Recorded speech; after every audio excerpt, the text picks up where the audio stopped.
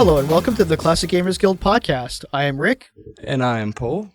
And our guest this week is an artist and animator who worked at Sierra Online in the mid to late 90s, as well as many other games including Digimon Rumble Arena 2, Shadowrun, and more recently Hero U, which at the time of recording is now only $20 on GOG, Steam, and the Humble Store.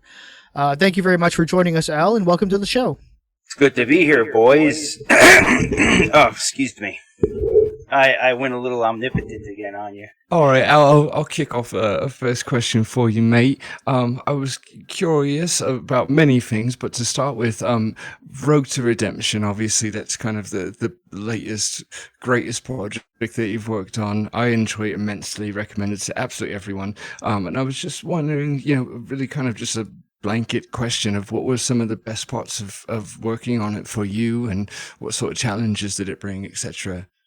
Well, it was interesting because I'd never actually worked with the Coles before. I was only in the Oakhurst office of Sierra for a year, and the Seattle area office for 3 years. So I don't think I even never met the Coles in person, to be honest.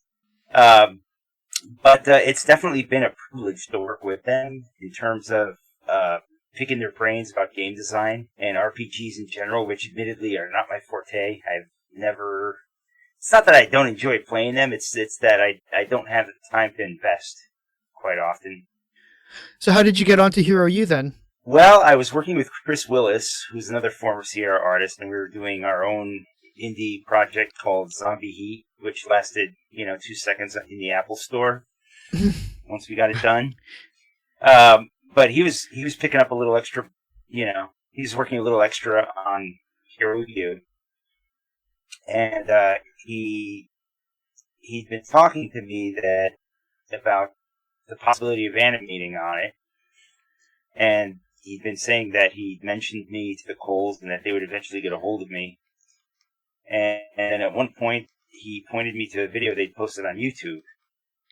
And once I kind of saw the quality of the work they were getting, animation-wise, I said, have them contact me as soon as possible, if you will. With a strong sense of urgency.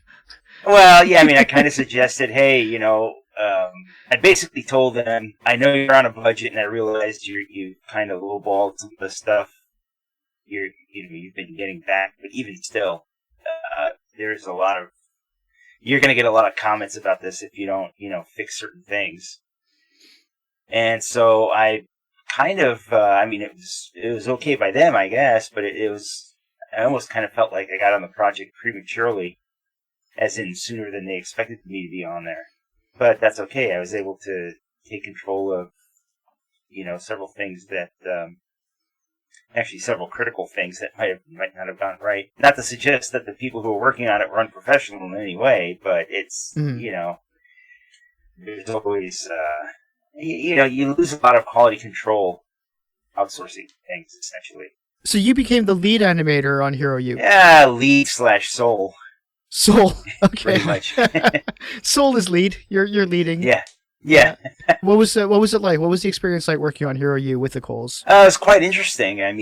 Not everyone in the group was a seasoned professional, and so the way certain things were being done, we all kind of had to reel in or check our processes at one point or another.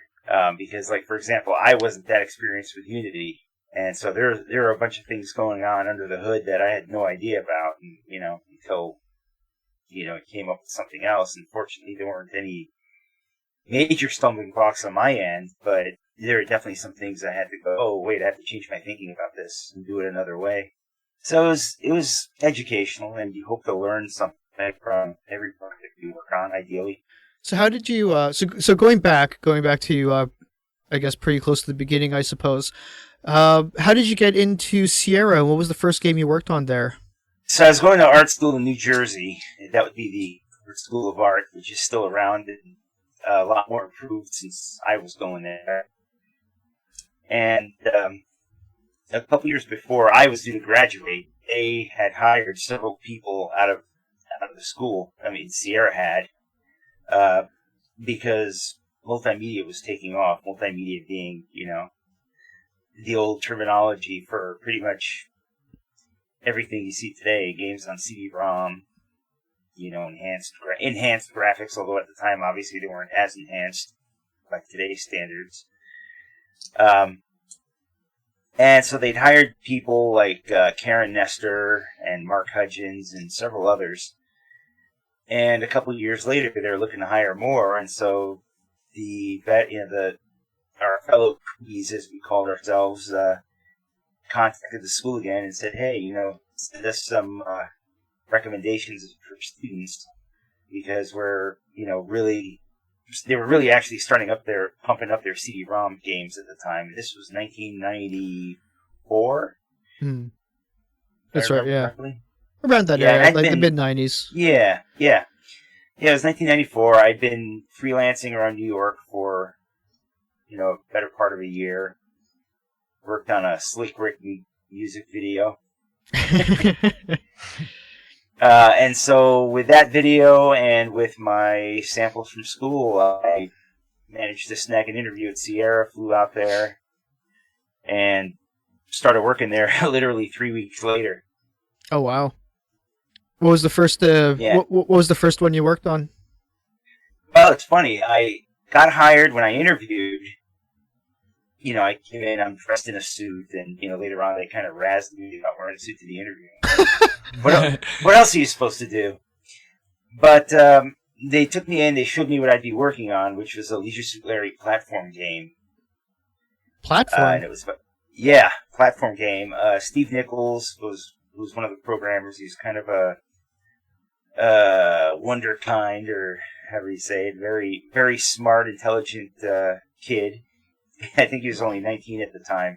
Oh, wow. Had come up with a way to do parallax scrolling on PCs, which was kind of unprecedented back then. And so they were saying, "Hey, we have to do something with this, but let's do it with a franchise that already exists." So, they had a Larry platform game. Mad Scientist builds what he calls a babe magnet, which is attracting women to the jungle for him to kind of enslave. And it was up to Larry to rescue them for some reason. But that's what it was when I interviewed. By the time I started working there 3 weeks later, it had changed altogether to political satire, totally unrelated to Larry. It was called Capital Punishment, as in the capital of the United States. And Bill Clinton was president at the time, and so it was kind of designed by the seat of our pants.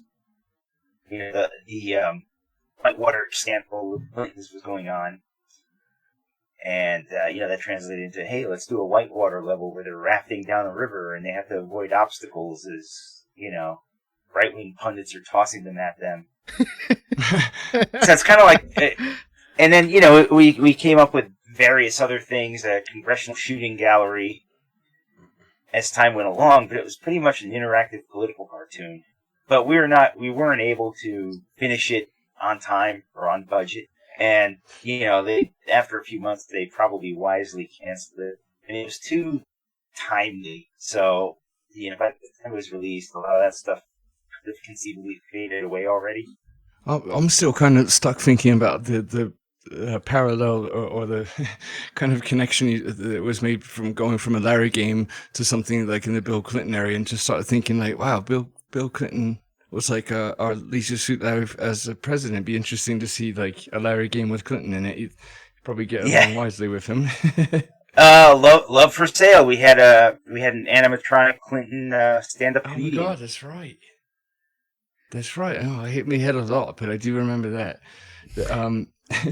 Well, speaking of Love for Sale, I'll throw another kind of question at you, a bit generic, but for fun of it. Speaking of your Sierra days, which obviously listeners will be interested in, I'm sure, it's probably beat to death. You might be borderline sick of talking about it. I'm not sure, but we, do love to hear it. And got the name Classic, in the whole title of the thing. So some of the games that you worked on with Sierra, what we got, King's Quest 7 and 8, Space Quest 6, Torrance Passage, Love for Sale. of the games that you worked on at Sierra, what are you most proud of, most fond of, etc.? Easily Love for Sale, just because of the team environment that we kind of fostered at that time. It was pretty much, I think everyone pretty much agrees it's the funnest game they'd ever worked on. Not just because it was, kind of a raunchy comedy, but I don't know, just because of the rapport we kind of developed together. A lot of fun, lots of pranking and wisecracks, We was there a lot of do Leisure Suit Larry games require a lot of really fun research? Oh yeah. Oh, I was gonna say. Awesome. Yes. Everybody knew to keep out of our area if they were going to be offended, because we would do things like bring in Playboy magazines for quote unquote reference. This is for science, don't worry. Yes. Yeah, and we'd have to actively discuss puzzle ideas and just jokes and things like that. So at any time you can walk in and be offended at something that's being said or shown. So do you have any standout stories or pranks or anything like that from that era? Yeah, so it's funny because as I mentioned before we were recording, I got a copy of Sean Mills' manuscript, the Sierra book he's writing. Excellent book, by the way. Kind of a plug ahead of time.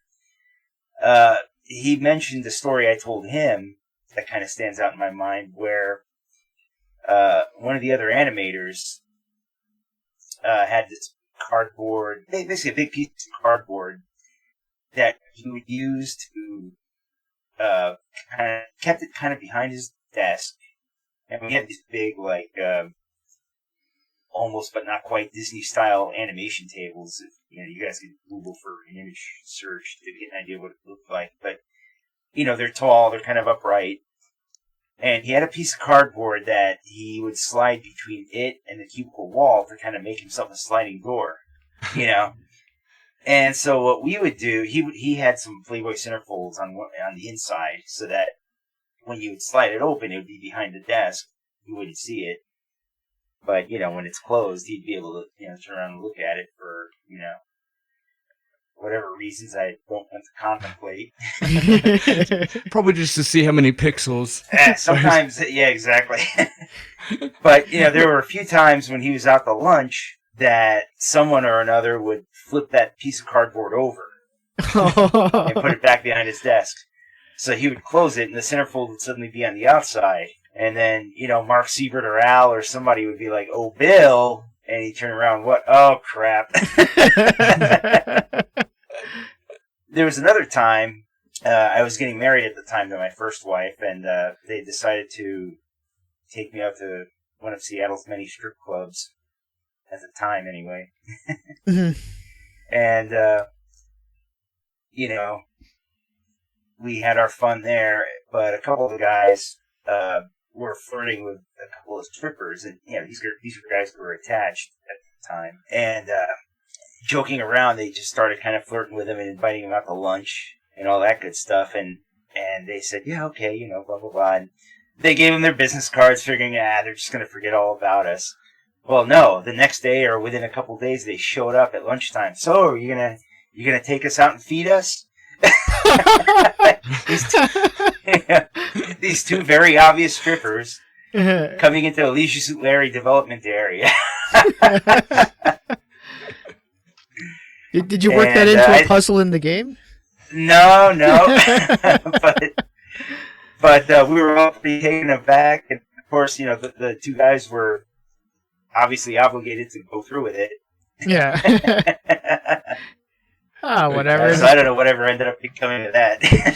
I can't help but wonder if all them Playboy magazines could be like a write-off for Sierra. We need to know, just how many pixels go into a nipple, for example. This is important business. And you know what? I think there are far worse problems than to have to take strippers out to lunch. Oh, sure.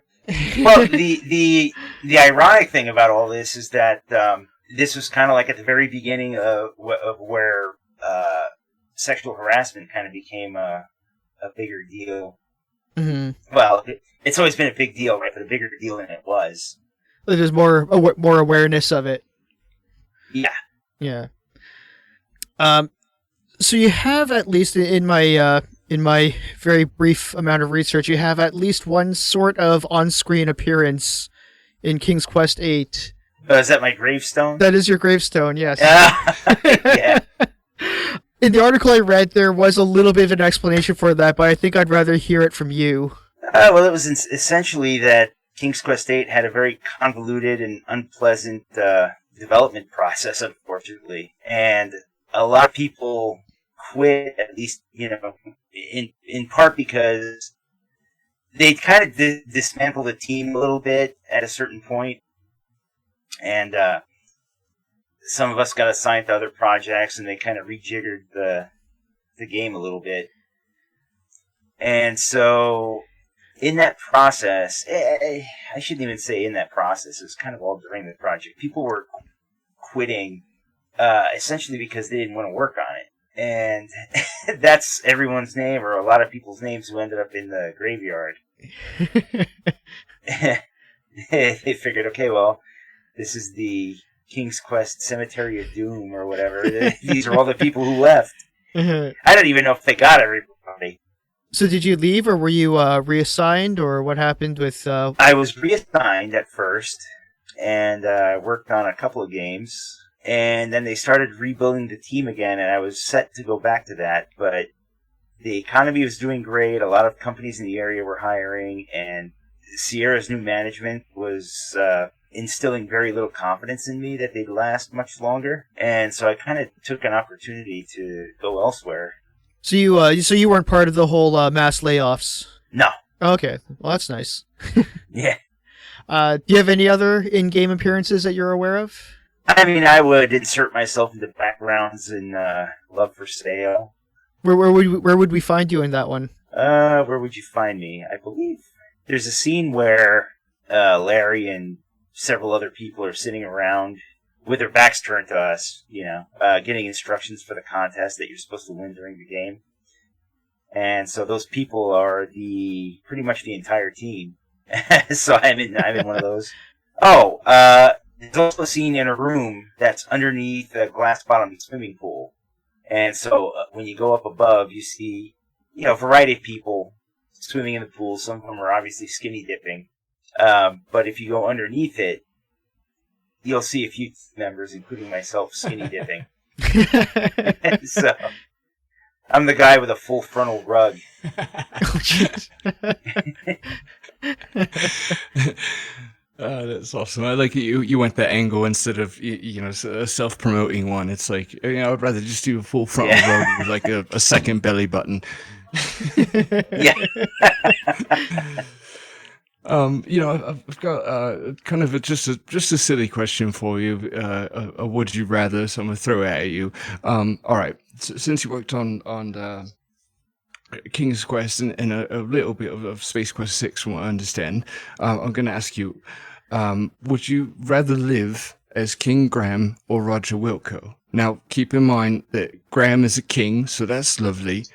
But he lives before like electricity, and I imagine like a couple hundred years before the invent of toilet paper, so that makes like having it off kind of gross.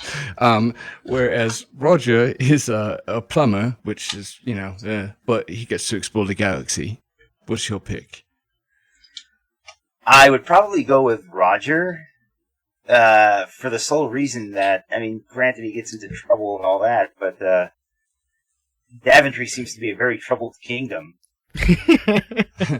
And as king, I hope I'd be able to enjoy life, but it seems like, I'm always having to walk around different lands, presumably, tens of, or hundreds of miles away to solve these problems with very little assistance. So I'd rather have all the new tech around me and just, travel around and, explore strange new worlds and go where no man has gone before. Mm-hmm. I like your style. You're like, I'm going to go with Space Quest because I don't like walking. Yeah. I'm with you. So on top of being an animator on video games and artist, of course, you also have a couple of writing credits to your name. Oh, yeah. A couple books called Weird Washington and Weird Oregon that I co-authored with my friend Jeff Davis. And that came about because I knew the editors who started the book series, and they hit me up. Hey, would you like to... You're in Washington. Would you like to write a book on Washington? I said, sure. And they said, okay, we'll give you the job, but make yourself available for Oregon, too, afterwards. So it's fun, a lot of road tripping. It was fun. Really fun assignment. A lot of research, a lot of road tripping. That's really cool. I wasn't sure if it was the same Al Eufrasio when I was doing my little homework. How many of us can there be? Yeah, right, exactly.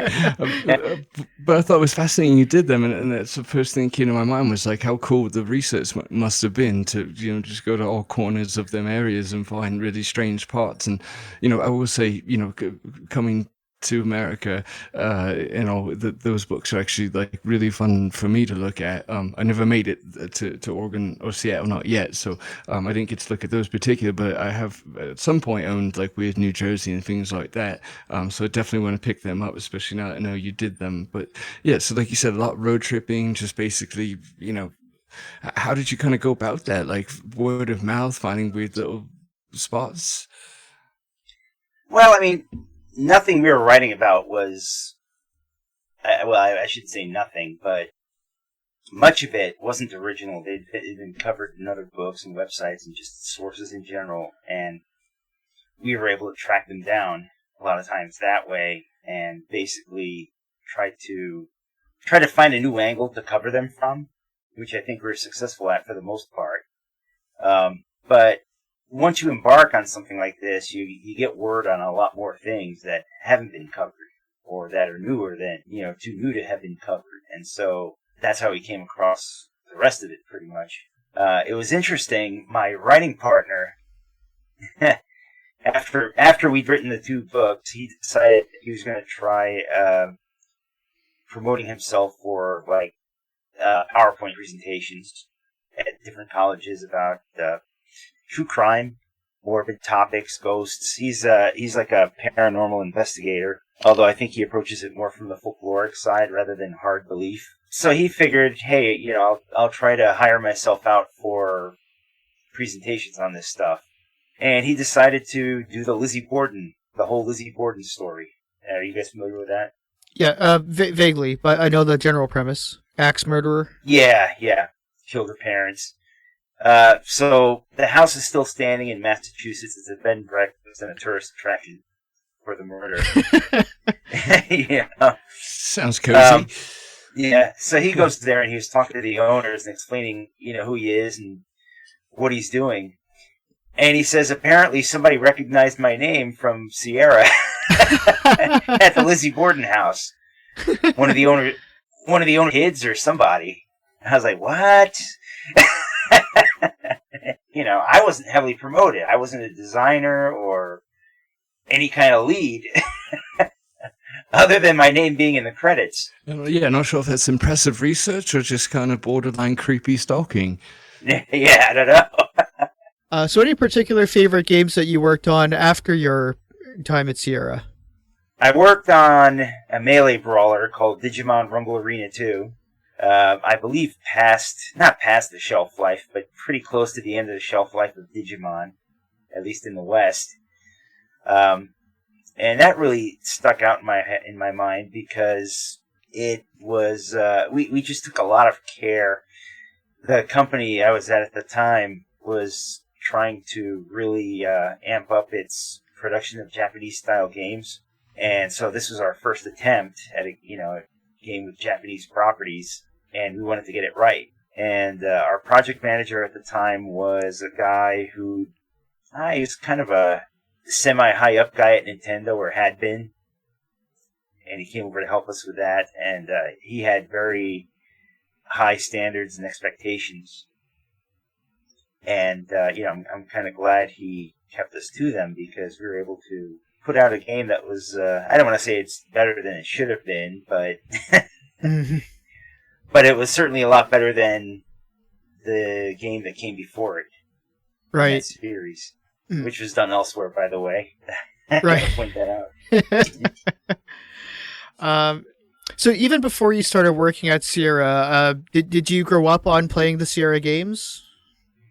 Were you a Sierra Ironically, fan? no. Oh, okay. Ironically, no. Although the first multimedia game I saw, being on CD-ROM, was King's Quest VI, Mhm. because my cousin got a high-end 486/25, I think, 486 PC with 25 megahertz.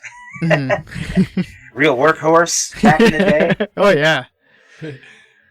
He got it to replace his whopping Commodore 128, but it came packaged with a bunch of stuff, among it King's Quest VI. And I was kind of blown away that, you could play this game and hear characters' voices. And it was only, I think it was only about 2 years later that I found myself interviewing at Sierra. I would have never thought. Yeah, you ended up working on King's Quest games themselves. It's mental. I love it. Mhm. So did you have any video game inspirations going into Sierra? Any things that particularly are personal favorites of yours that really inspired you? Actually, I did. I was a big fan of the Cinemaware games, which I always played on a Commodore 64, particularly the Three Stooges and Rocket Ranger. Although I don't think I've ever beaten either of those. Yeah, I mean, I grew up with a Commodore 64, so I had a lot of those games. A lot of arcade translations and longer form games, strategy-wise, would be Heart of Africa and the Temple of Apshai trilogy. I did, I kind of made it sound earlier like I didn't really have any experience with RPGs, but kind of had minimal experience with some of the older Commodore stuff. Some of the Infocom text adventures I enjoyed. I mean, there's such a variety. I kind of tried a little bit of everything. Al, I wanted to ask you the difference between 2D and 3D animation. Do you have a preference? I would just imagine it's such a huge leap, visually to go from 2D to 3D. Do you have a preference? Was it really difficult to transition? For me, it was a challenge. I don't know if I would say difficult per se.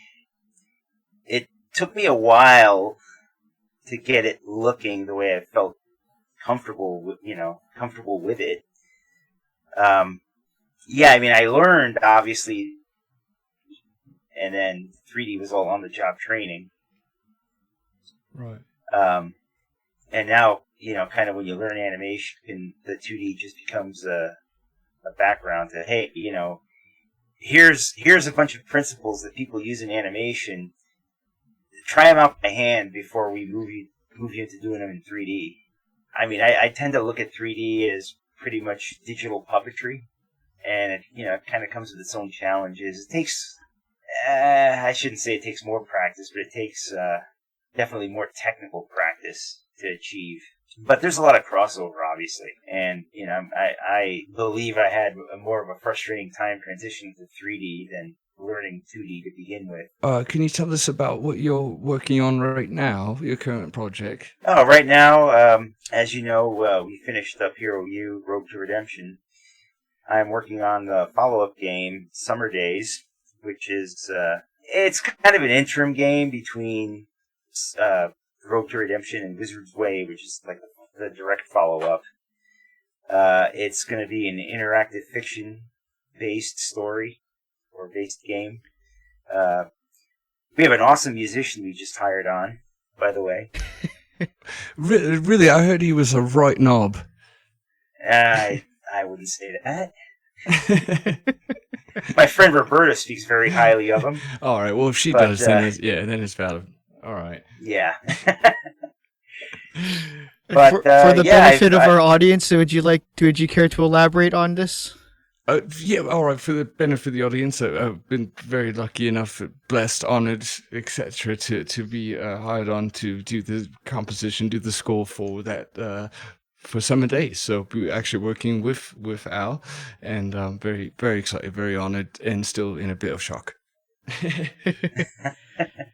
But yeah, I've been designing characters. And JP Selwood's been designing backgrounds. He's actually a pretty brilliant artist. And a lot of collaboration with Lori in particular, which I thoroughly enjoy. And her mind seems to be at so many places at the same time, but still kind of cohesive between all of them, and kind of, compartmentalized, that there's order in everything. She might say, "Oh, that's just an illusion of some kind," but it's been amazing. She'll say one thing, and it'll kind of lead into this whole other train of thought where she can think of, like, say, a background story for a character on the fly, and they're all good ideas. Well, I'm definitely feeling left out now. I need to find a way to get a job on the next game too. But so I'll have some more to talk to you guys about. But for now, do you have any shout-outs or plugs that you'd like to give? Yeah, I went to Redbubble. I figured, hey, a lot of people are doing this. Why not me? So I'm taking Sierra-inspired characters, because obviously I don't hold the copyrights to the real ones, but Sierra-inspired characters on T-shirts and mugs and what else? All sorts of things. Notebooks, phone cases, and they're all there on Redbubble. I wish I had the direct link to recite, but Redbubble's kind of convoluted. Yeah, it kind of is. But what is your store? Like, what would we search for? Oh, Botaperna Design, BOTAPERNA Design, all one word. But really, I mean, I guess the better way of, finding it would be following links in the Classic Gamers Guild. In addition to the Redbubble, I've just, today in fact, as of this recording, offered up some original art commissions, where, would you like an original drawing of a character I worked on at Sierra? Well, hey, let me make one for you. Oh, nice. Here's how you can go about getting one. I'd like to see about having you draw me like a French lady, maybe on a chaise lounge. Yeah.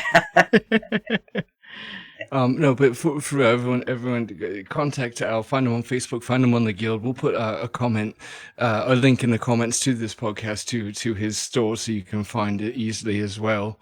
Thank you. Do treat yourselves out there and get right on that. Get him to draw some original art for you. That's really, really unique. All right, Al. Any last words just before we call this a wrap? Yeah, Rick, put on some pants. You can't make me. You know what? He can draw you wearing pants, though, and you'll have to live with that. Ah, darn it, that's true. I think it's more interesting character design if I don't, though. Yeah, that's true. Hey. As long as it's got that big bush with the second belly button. Oh, God. It's a form of branding. Yeah. It's how you tell me apart from the others. That's right. Yeah. How to stand out in a crowd. Copyright. Trademark. Patent pending. Well, thank you very much for joining us, Al. It was a great pleasure to have you on the show. Oh, thanks for having me, man. I had fun. Well, that's really good to hear. I often worry about that when it comes to having guests on. Yeah, thank you, mate. It's been an absolute pleasure, and looking forward to talking to you on all them other things. And you're obviously welcome back here anytime. Mm-hmm. Well, thanks for your hospitality. All right, mate. Well, I hope that everyone out there has a lovely night or day or whatever. Good time stuck in traffic, whatever you're doing. I hope you enjoy it, and don't do murder. Thanks for joining us.